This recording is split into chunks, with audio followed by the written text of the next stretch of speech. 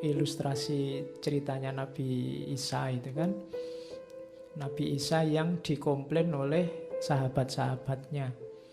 Jadi suatu ketika ada yang komplain pada Nabi Isa, Nabi Isa, zaman sampean ini kok rakyat ini kacau ya, rusak ya. Beda loh dulu zamannya Nabi Yahya.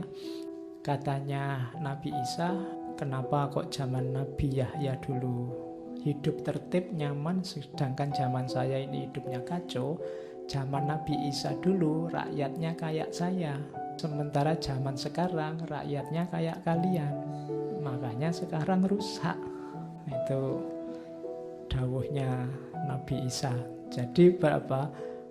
Ya, rakyat yang baik juga penting selain pemimpin yang baik. Diskusi kita selama ini hanya tentang pemimpin yang baik.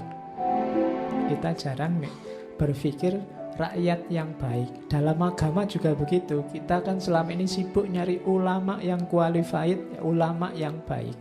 Kita jarang membahas awam yang baik. Ghazali itu pernah nulis kitab judulnya Iljamul Awam an Ilmil Kalam.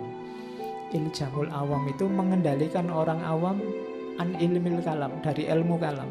Ini orang awam ini tidak usah ikut-ikutan debat ilmu kalam, debat agama, ngerusak malahan. Makanya namanya iljam. Iljam itu kendali. Itu harus dikendalikan dia.